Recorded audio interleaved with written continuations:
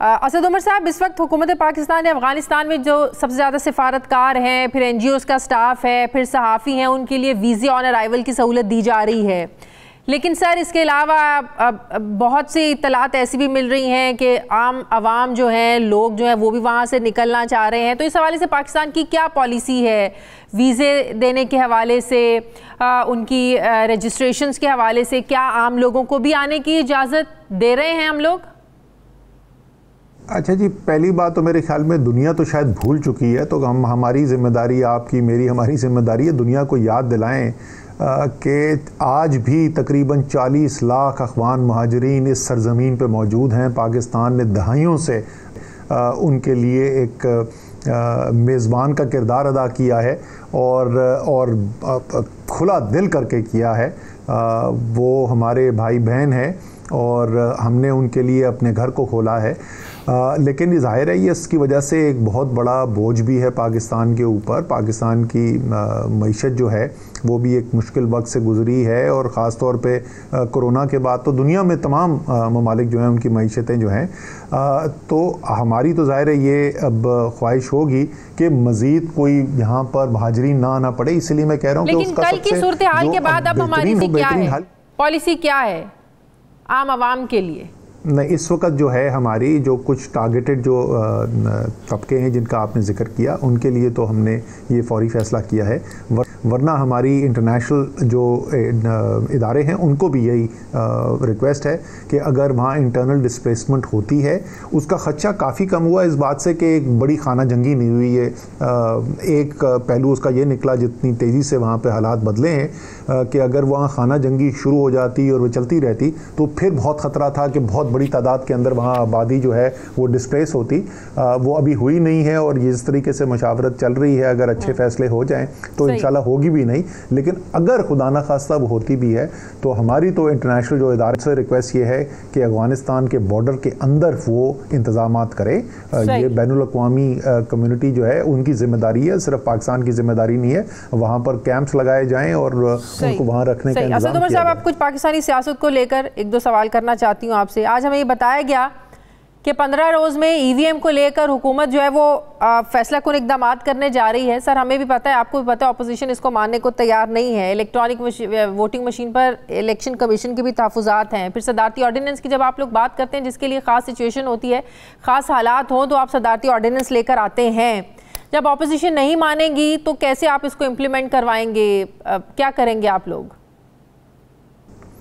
देखें, पाकिस्तान एक पार्लिमानी जमहूरी निज़ाम है और यहाँ पे कानून साजी का एक तरीक़ेकार है और वही इस्तेमाल किया जाता है कोई भी कानून बनाने के लिए। कहीं पर हमारी आइन के अंदर ये नहीं लिखा हुआ कि कानून बनाने के लिए तमाम मेंबरान की मर्ज़ी उसके अंदर शामिल होना ज़रूरी है। ज़ाहिर है हम कोशिश करते रहे हैं, पहले भी हमने मीटिंग्स की हैं और हमारी अभी भी ये कोशिश होगी कि अपोजिशन की बात को खुले दिल से सुना जाए और जो भी उसमें कोई ऐसी बेहतरी के लिए तजावीज़ वो देते हैं उसके ऊपर अमल भी किया जाए। लेकिन ऐसा तो कोई कानून जो है वो उसमें कोई लाजिम नहीं है कि हर मेंबर उसको सपोर्ट करे। आइनी तरमीम भी जो है वो भी 2/3 अक्सरियत से की जा सकती है। सादा कानून साजी जो है वो तो एक सादा अक्सरियत के साथ की जा सकती है।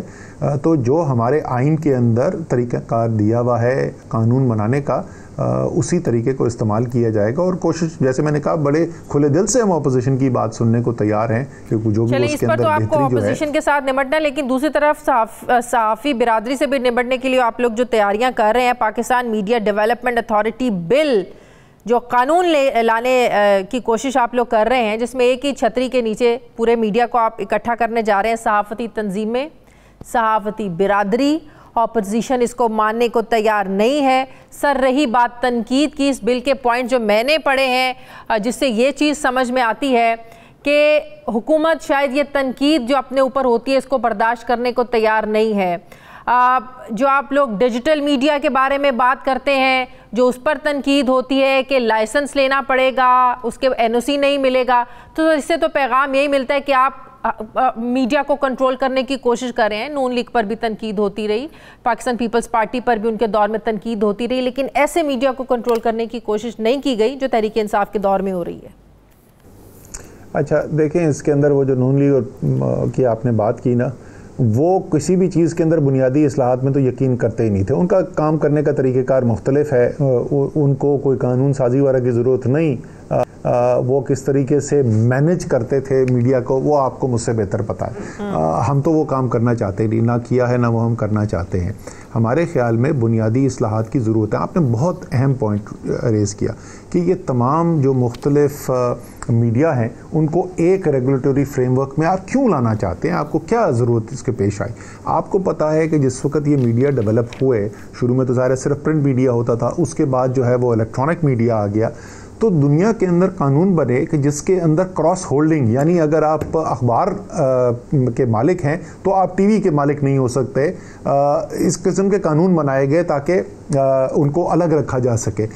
अब अगर आप ये चाहते हैं मीडिया के अंदर, और आपको पता है हमारे अक्सर ग्रुप ऐसे हैं जो क्रॉस होल्डिंग्स रखते हैं, जो एक मीडिया प्रिंट भी उनके पास है, उनके पास इलेक्ट्रॉनिक भी है, उनके पास डिजिटल भी है, तो जब ओनरशिप ऐसी होगी, जब एक ही मीडिया का जो ऑपरेशन है, वो मीडिया का ऑपरेशन जो है वो तमाम प्लेटफॉर्म्स के अंदर इंटीग्रेट हो जाएगा। मंतकी बात है कि जो रेगुलेशन है वो भी उसको तमाम चीज़ को देखने के लिए एक ही जगह पर यकसा हो। इसके अंदर तो मीडिया के कंट्रोल की कोई बात नहीं है। असद उमर साहब, सोशल मीडिया एक ऐसा प्लेटफॉर्म है जिस पर आप खुलकर अपनी राय का इजहार करते हैं, खुलकर अपनी आपको बात करने का, अपने व्यूज़ देने का मौका मिलता है। लेकिन अब जब आप लोग ये कहेंगे कि किसी ने यूट्यूब चैनल बनाना है तो उसके लिए भी एनओसी लेना पड़ेगा, उसके लिए भी लाइसेंस लेना पड़ेगा, तो ज़ाहिर है हम लोगों को तो यही तासुर मिलता है ना कि जो सहाफ़ी, जो यूट्यूबर, जो ब्लॉगर आप लोगों की पॉलिसी से इख्तलाफ करते हुए अपनी राय का इजहार करेगा अपने चैनल पर, आप लोग उसको तो एनओसी नहीं देंगे, उसको तो आप लोग लाइसेंस नहीं देंगे। ये तो खुल्लम खुल्ला मैसेज दे रहे हैं आप लोग। अच्छा जी, ये तो सोशल मीडिया पे भी मैं आ जाता हूँ। जो इलेक्ट्रॉनिक मीडिया पे और प्रिंट पे जिस किस्म की तनकीद हुकूमत की होती है, और ये सारी दुनिया में हो रहा है, ये पाकिस्तान में नहीं हो रहा है, तो बल्कि वाज़े पॉलिसीज़ नज़र आती हैं ग्रुप्स की कि वो एक पार्टी को सपोर्ट कर रहा है या दूसरी पार्टी को सपोर्ट कर रहा है। तो हमने उनमें से किसी पे बंदिश नहीं लगाई, तो सोशल मीडिया के एक यूट्यूब अकाउंट पे बंदिश लगा के हम क्या करेंगे। पूरी इतनी बड़ी एम्पायर चल रही है, उसके ऊपर कभी हमने बंदिश नहीं लगाई, ना कभी कोशिश की है लगाने की। सो ये नहीं होने वाला। उसके अंदर अगर कोई प्रोसीजर के अंदर है, कोई शकूक पैदा हो रहे हैं, ज़रूर उससे डील कर देना चाहिए। मैं तो बुनियादी तौर पर बात करूँ, मेरे ख्याल में अगर एक अच्छा रेगुलेटरी एनवायरनमेंट होगा तो जो अच्छे सहाफ़ी हैं, जो आप जैसे सहाफ़ी हैं, जो झूठ की बुनियाद पर नहीं, जिन्होंने सेंसेशनल एक सनसनी बुनियाद खबर चलाने के लिए खबरें नहीं चलाते, जो सहाफ़त करते हैं सच की बुनियाद के ऊपर, उनके लिए तो बहुत बेहतरी होगी। इस वक्त सूरत हाल क्या है, क्या आप ज़रा सूरत हाल देखें। इस वक्त सोशल मीडिया पे एक साहब खड़े हुए, उन्होंने कहा 14 खरब रुपए, शायद हो सकता है वो 13 का हो या 12 का हो, ऐसे ही 12, 13, 14 खरब रुपए की कोविड के अंदर पैसे खा गए, बशमूल IMF ने जो दिया था वो पैसा खा गया। IMF ने कोविड के लिए कौन सा पैसा दिया था, कुछ 14 खरब रुपए को अंदाजा है उनको 14 खरब रुपए होते क्या। और ऐसा नहीं कि उन्होंने गलती कर दी, उन्होंने कहा कि ये ना सब की वजह से आप सबको तो ये नहीं कर सकते। स्टेक होल्डर्स की मुशावरत के बगैर भी कानून लेकर आना ये ज्यादती नहीं है सहाफ़ियों के साथ, मीडिया के साथ? ये मैं फवाद चौधरी साहब से ये ज़रूर कहूँगा कि मुशावरत ज़रूर करें। मुशावरत के अंदर ज़रूरी नहीं कि हर बात मानी जाए, लेकिन खुले दिल से बात सुननी ज़रूर चाहिए। ये मैं फवाद चौधरी और इतने मंझे हुए वो फवाद चौधरी साहब मंझे हुए मीडिया के भी एक्सपर्ट हैं और मंझे हुए सियासतदान भी हैं। आई एम श्योर वो ऐसी गलती उन्होंने नहीं की होगी। आई एम श्योर वो मुशावरत कर रहे होंगे। आखिरी सवाल असद उमर साहब, जाते जाते कोरोना की सूरत हाल बता जाएं कि ये जो लॉकडाउन है ये 31 अगस्त के बाद भी इस सिचुएशन को देखते हुए आप लोग इसको बढ़ा सकते हैं? अगर पाकिस्तानी वैक्सीनेशन जो है वो बड़ी तादाद में नहीं करवाएंगे तो बंदिशें चलती रहेंगी। लॉकडाउन तो नहीं है, बंदिशें हैं और बंदिशें बदकिस्मती से चलती रहेंगी। सारी दुनिया का तजुर्बा यही है।